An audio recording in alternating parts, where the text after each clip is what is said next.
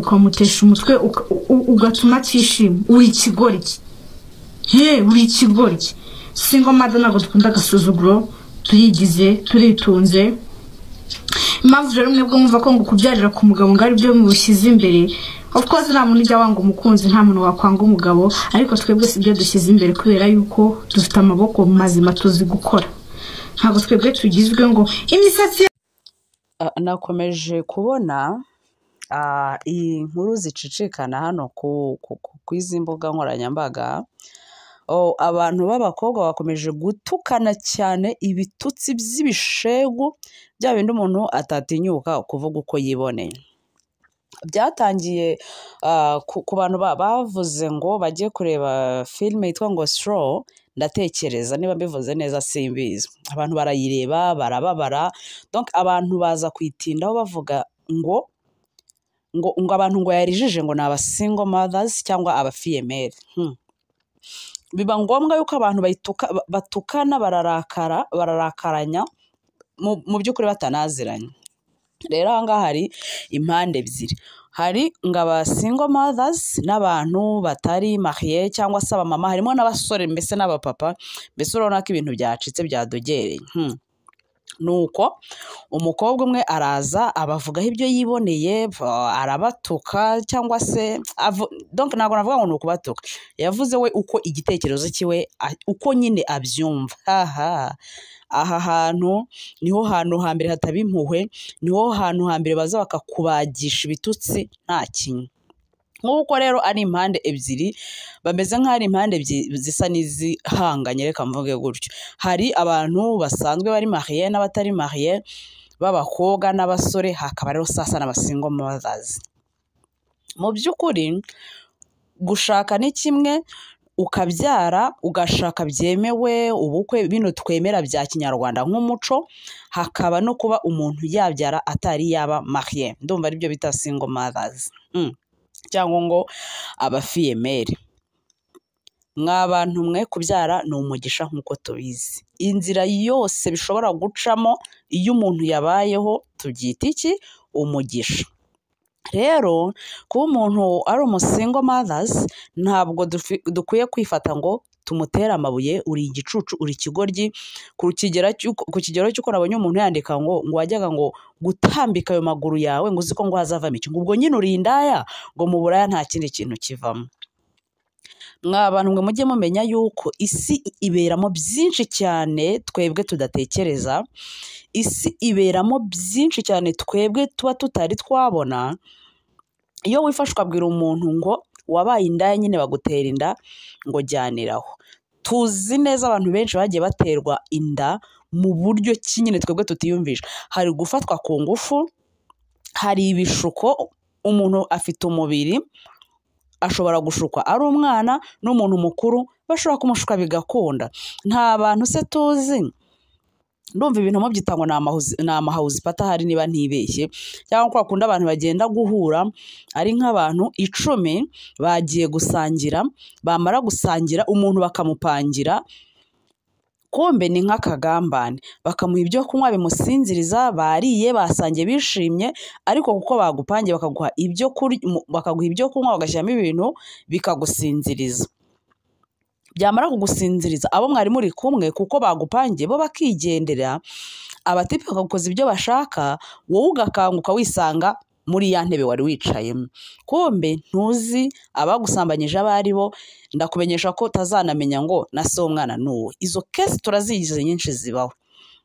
tuzi abantu benshi bafatwa ku ngufu kandi bafite n'imyaka y'ubukure kandi murabizi ko ibyo bintu byose bibaho abo bantu bose ashobora kubyara nk'ubwo buryo kimwe nuko yagwa mu gishwa nk'uko nawe wakigwamo ukabyara ariko uriya mwana aba yageze ku isi ese kuba uyu muntu yagize ubutwari ntakuremo iyo nda cyangwa ntagire ubwo bujinga akuremo iyo nda biriya nibyo umuntu agomba kuzira tukaza tukamutuka tukamwandagaza ngo ni indaya biriya nibyo umuntu agomba kuza ukamushakira ibitutsi ukamuhimbira uburyo ki ari indaya barandamenyesha ko abantu njyewe uko mbibona kenshi cyane abantu benshi banaterwa n'amada kenshi baterwa inda kuba mbivuze n'abisore, abantu benshi baterwa inda akenshi ntabwo baba ari indaya. Reka umuntu abaye ari indaya, umuntu abaye adashobotse, wayimutera se areba hehe? Ntabwo bishoboka.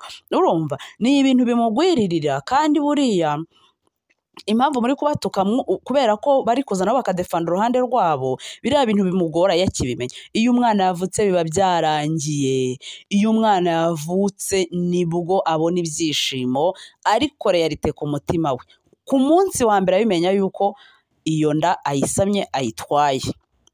Agahinda ke kazwi n'Imana, agahinda ke kazwi n'umusego we. Umwana w'umuntu ntabwo ashobora kugusobanurira agahinda yagize ukuntu kanganaga. Ariko iyo umwana yavutse, tujye tureka gufata umuntu ngo tumutere amabuye.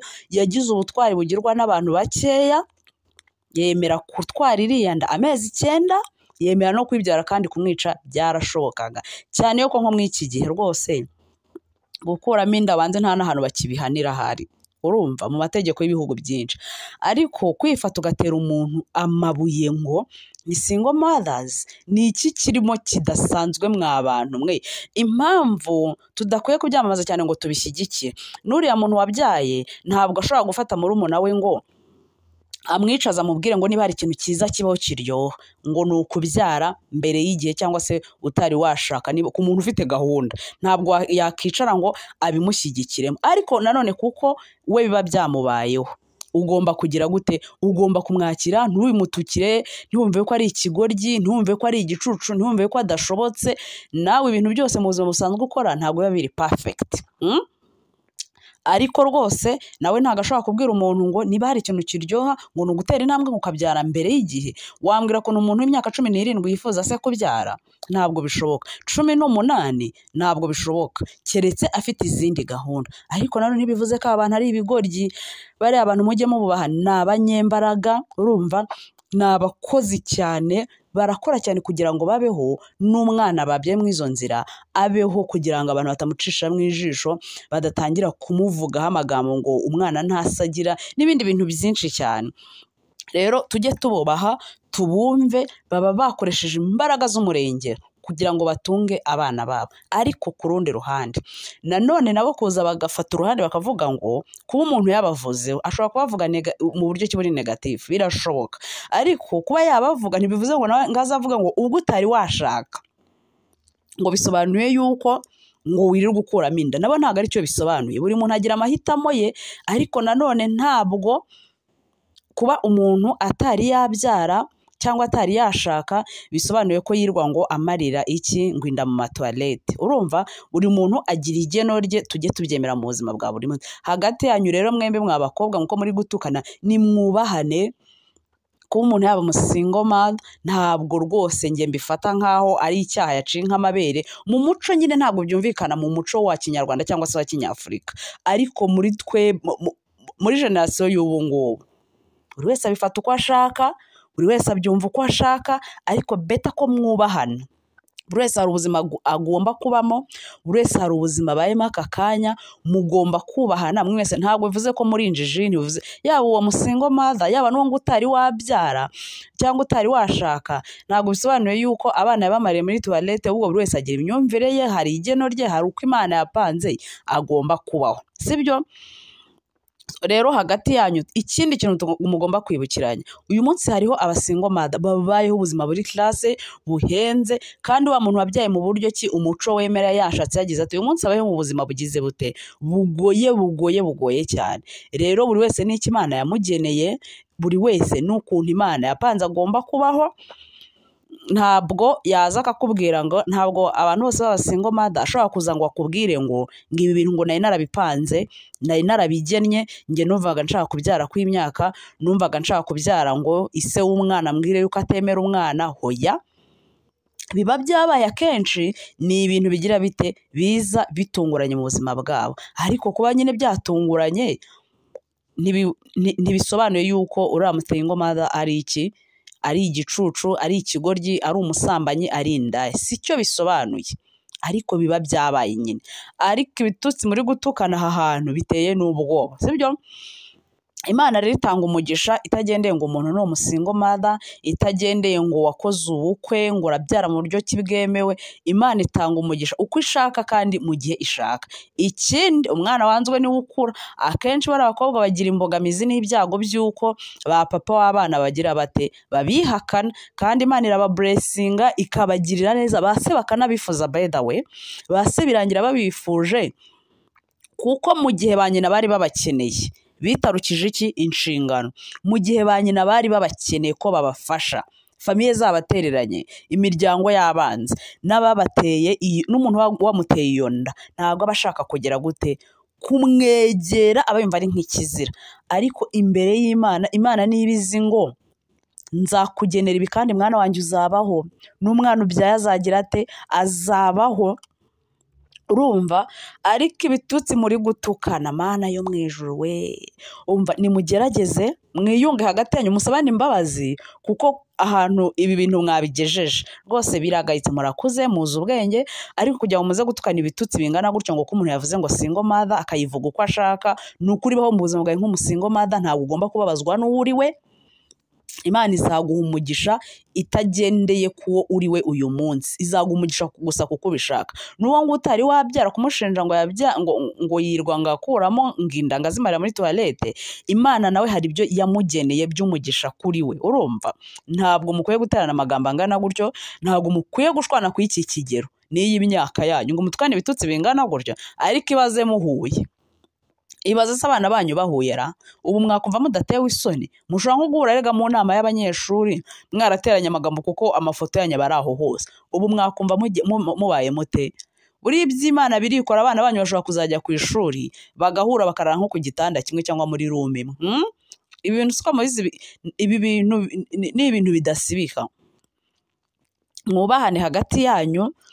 Umusingo mother ni umuntu, n'umuntu bitari byabaho, ni umuntu mwese mwubahane, musabane imbabazi, nta kintu muri gushwana ndi kubona ahangaha. Urumva? Mwese muri abakobwa b'abanyabwenge, umwe kuba afite umwana ni umunyabwenge, no kundi atari yamubyara ni umunyabwenge, kandi ni umuntu ushobora ikindi ukiri ku isi umenye ko uri umukandida w'ibyiza n'ibibi. Ibyabaye kuri mugenzi wawe ntugomba kubimuseka, sibyo? Ntabwo ugomba kumuseka, nawe byakubaho, nawe byakugwirira. Urumva? Umuntu ushobora kuvuga ngo nta kintu ibintu yakirwa bitinda, yabiteguye it's okay, ariko nk'uko biba byaramubayeho nawe byakubaho. Rero ntukwiye gutera intambwe ngo ugire ute uvuge ngo umuntu yarabyaye byacitse byadogereye. Kimwe nuko n'umuntu w'umusingo mother ashobora kuba yaremeye umwana wa mbere akamubyara, ariko akaba ari gushinja umuntu ngo kuba ngo atari yabyara ngo bivuze ko ngo akuramo inda. Yabyaye wa mbere arabyemera, ariko nawe ushobora gukuramo iki? Ashobora kugutera iyindi nda ukayikuramo. So ntabwo ntimukwiye kwatakana muri mwese, ntimukwiye guterana amabuye, mwese buri wese ikosa yarikora.